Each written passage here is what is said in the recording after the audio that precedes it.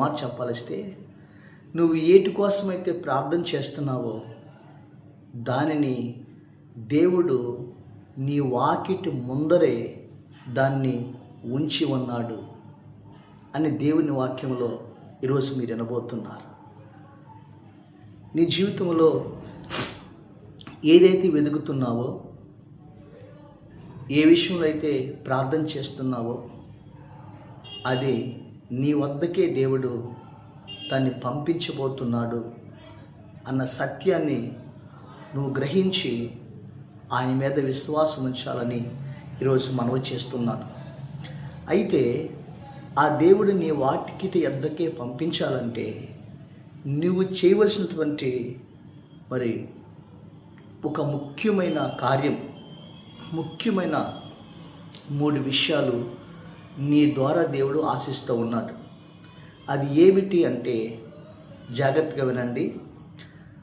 మొదట ప్రకటన గ్రంథం 3వ అధ్యాయము 20వ వచనంలో మనం చూసినట్లయితే, ఇదిగో నేను తలుపు వద్ద నుండి తట్టుచున్నాను, ఎవరైనా నా స్వరం విని తలుపు తీసిన ఎడల నేను వాని యొద్దకు వచ్చి వానితో కలిసి భోజనము చేతును అని జీవాధిపతి అయిన దేవుడు సెలవిస్తూ ఉన్నాడు. ఈరోజు వాక్యం వింటున్న ప్రియమైన దేవుడి బిడ్డలారా, దేవుడు చెబుతున్న మాట ఏంటంటే, దేవుడే నీ హృదయం అనే తలుపుని తడుతున్నాడు. నీ హృదయం అనే తలుపుని తడుతున్నాడు. ఎవరైనా అన్న మాట అంటే దేవుడు యూదా వాడని కాదు, గ్రీకు వాడని కాదంటే ఆ కులం వాడు కాదు, ఆ మతం వాడు కాదు, ధనవంతుడు కాదు, పేదవాడు కాదు, ఎవరైనా ఆయన పిలుపు విని హృదయం అనే తలుపు తీస్తే ఆ దేవుడు నీలోకి వచ్చి నీలో నివసిస్తాడు అట్ట. ఈరోజు జీవము కలిగిన దేవుడు చెప్తున్నాడు, జ్ఞాపకం చేసుకోండి. నీ హృదయం అనే తలుపు తడుతున్నాడు, నీ వాకిటి వద్ద నిలబడి ఆయన తడుతున్నాడు.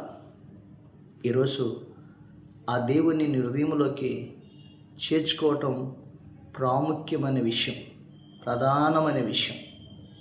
జ్ఞాపకం చేసుకోండి.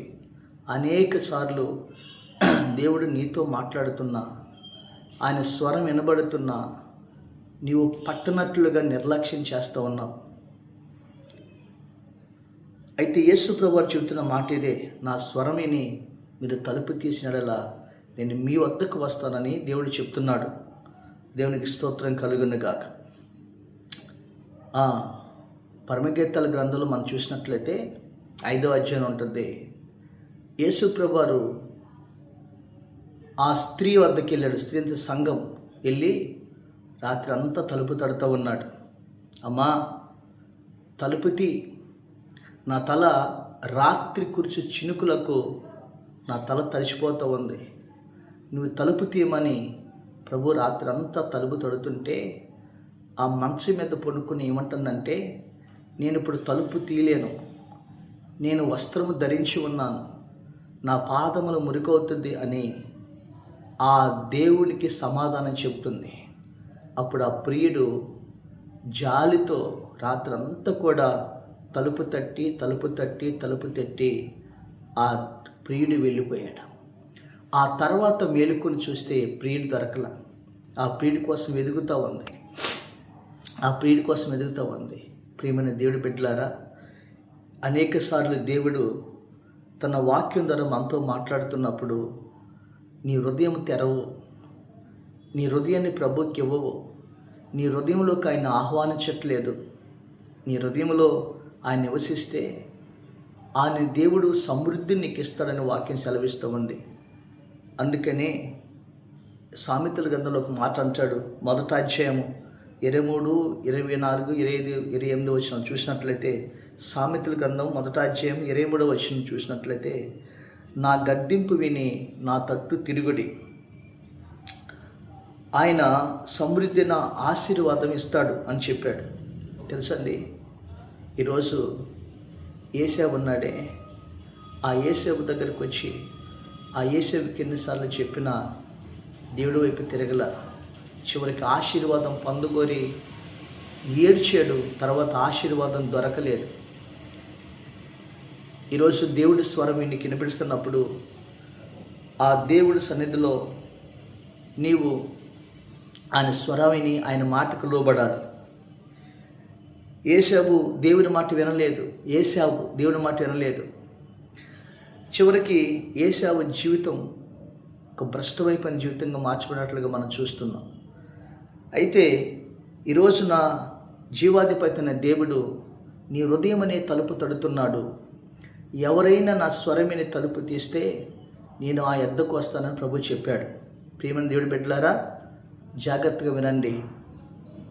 మోషే ఆయన సీనాయి పర్వతం దగ్గర, హోరేబు పర్వతం దగ్గర దేవునిక ఆ మంటను చూసి, ఆ పొదలను చూసి, ఆ పొద దగ్గరికి వెళ్ళి ఆ దేవుని స్వరాన్ని విన్నాడు. ఆ దేవుని స్వరాన్ని విని తన జీవితాన్ని ఆ దేవునికి అప్పగించుకున్నాడు. ఎప్పుడైతే మోషే దేవుని స్వరం విని ఎప్పుడైతే తన జీవితాన్ని దేవుడికి అప్పగించుకున్నాడో అప్పుడు మోషేలోనికి దేవుడు వచ్చాడు. ఆ మోషే మీద దేవునికి ఉన్న ప్రణాళికను నెరవేర్చాడు. అర్థమైందండి? ఆ దేవుడు అతన్ని బహుగా ఆశీర్వదించినట్లుగా మనం చూస్తున్నాం. దేవుని స్తోత్రం. దేవుడి స్వరమిని నీ జీవితంలోకి ప్రభువుని ఆహ్వానిస్తే నీ మీద ఉన్న ప్రణాళికను దేవుడు నెరవేరుస్తాడు. నీ జీవితంలో దేవుడు గొప్ప కార్యాలను చేస్తాడు. ఆ నీలో నివసిస్తాడు. నీలో ఉండి, నీతో ఉండి, నీ ద్వారా ఆయన చేయవలసిన కార్యాలని ఆయన జరిగిస్తాడని దేవుని లేఖనము సెలవిస్తూ ఉంది. దేవుని స్తోత్రం. నీలో ప్రభు ఉండాలి. ఆ పరలోకమందున్న దేవుడిని తలుపు తడుతున్నప్పుడు నీ హృదయం అనే తలుపు తీ. అప్పుడు నీవు ఏం చేయాలంటే, అప్పుడు నీలోకి వచ్చిన తర్వాత నీవు ఆయనను తట్టాలి, ఆయనని వెతకాలి. అప్పుడు నీ వాకిటి యొద్దకే నీ వెతికేది దేవుడు వాకిటి యొద్ద ఉంచుతాను. దేవుని వాక్యం సెలవిస్తూ ఉంది. దేవుని స్తోత్రం. జాగ్రత్త వింటున్నారు కదండి. మొదట పరలోకమందున్న దేవుడు నీ హృదయం అనే తలుపు తెడుతున్నాడు. ఆయన హృదయం అనే తలుపు తెరు. అప్పుడు ఆయన నీలో నివసిస్తాడు. అప్పుడు నీలో ఉన్న దేవుని సన్నిధిలో మొరపెట్టు, ఆయనను తట్టు. అప్పుడు నీ కార్యము ఆయన నీ జీవితంలో జరిగిస్తాడు. నెంబర్ 1, బైబిల్ గ్రంథంలో మనం చూసినట్లయితే మత్తయి సువార్త 7:7 అడుగుడి, వెదుకుడి, మీకు దొరుకును, తట్టుడి, మీకు తలుపు తీయబడును. అడుగు ప్రతి వారికి ఆయన ధారాళంగా ఇస్తాడు. నువ్వు దేవుణ్ణి తట్టాలి. మొదట ఆయన నీ హృదయాన్ని తట్టాడు. నీ హృదయంలోకి వచ్చి నీలో నివసిస్తే ఆ దేవుడు నీవు ఆయన అడిగినప్పుడు, ఆ దేవుడు నీవు ఆయన తట్టినప్పుడు ఆ దేవుడు నీ ద్వారాలైనా తెలుస్తాడు. మొదటగా చూసినట్లయితే అపొస్తలుల కార్యముల గ్రంథం 12:5 ఎలా తట్టాలంటే జాగ్రత్తగా వినండి. అక్కడ అత్యాశక్తి ప్రార్థనతో ఆయన తలుపు తట్టాలి. దేవుని తలుపు తట్టాలి, దేవుని తట్టాలి భయపడింది. బైబిల్ గ్రంథంలో అపొస్తలుల కార్యం గ్రంథం 12:5 మొదటగా అత్యాశక్తితో ప్రార్థన ద్వారా ఆయన తలుపు తట్టాలి. పేతురు చెరసాలలో వేయబడ్డాడు. తెల్లవారిపాటికే పేతుడిని చంపేస్తారని హేరోదు రాజు చెప్పారు. సంఘం అయితే అప్పుడు ఏం చేసిందంటే అత్యాశక్తితో ప్రార్థన చేస్తూ ఆ పరలోకమందున దేవుని తలుపు తడుతున్నారు. అయ్యా, నా దైవజనుడు చెరసాల్లో ఉన్నాడయ్యా, ఆ చెరసాల్లో ఉన్నాడయ్యా, తెల్లవారిపాటికి దైవజనుని చంపేస్తారయ్యా, ఆ దైవజనుడి మీద ఎంతో ప్రణాళిక ఉందయ్యా అని మార్కు అనే ఇంటిలో తన తల్లి మరియా, ఆ ఇంటిలో సంఘమంతా కూడుకుని అత్యాశక్తితో దేవుని తలుపు తడుతున్నారు. పరలోకమందున్న తలుపు తడుతున్నారు. అయ్యా, పేతుని విడుదల చెయ్యయ్యా, పేతుని విడుదల చెయ్యయ్యా, పేతురును రక్షించయ్యా అని దైవజనుని కోసం ప్రార్థన చేస్తున్నాడు. అయితే పరలోకముందున్న దేవుడు తన దూతను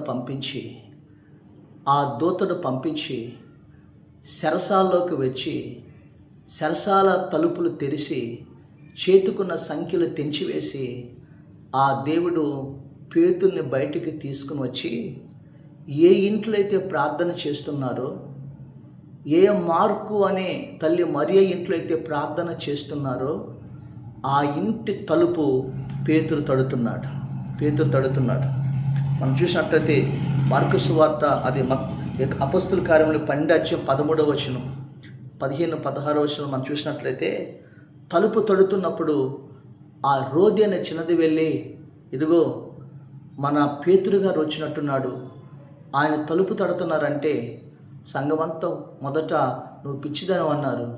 కానీ మన పేతురు గారు అని చెప్పినప్పుడు ఆయన తలుపు తీస్తే ఆ పేతురు గారు వాకిటి ముందు నిలబడి ఆయన తలుపు తడుతూ ఉన్నాడు. దేనికి స్తోత్రం కలుగును.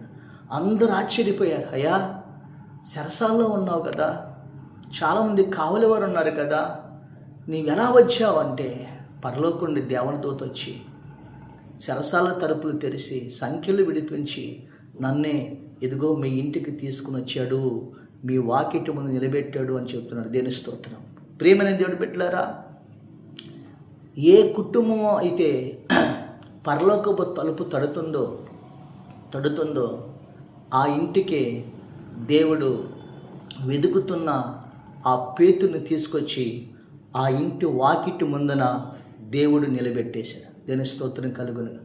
నీవేది వెతుకుతున్నావో ప్రార్థన ద్వారా అది నీ వాకిటి ముంగిటే దేవుడు ఉంచబోతున్నాడు. పిల్లరా, ఏ సరసాల్లో నీ భర్త ఉన్నాడు, ఏ శ్రమల్లో, ఏ బంధకాల్లో నీవు ఉన్నావు, అప్పుల బంధకాల్లోనా, అనారోగ్యమైన బంధకాల్లోనా, సాతాను బంధకాల్లోనా, ఏ సరసాల్లో నీవు ఉన్నావో ఆ సరసాల సంఖ్యలను తెంపివేసి జీవము కలిగిన దేవుడు నీ వద్దకు వచ్చి నీవు అడిగిన దానికి నీ జవాబుని నీ వాకిటి ముందు పెట్టబోతున్నాడు. దేని స్తోత్రం. మొదటగా అతి ఆసక్తితో ప్రార్థనతో ఆ పరలోకమందున దేవుని తలుపు తట్టాలని మనం చేస్తున్నాం.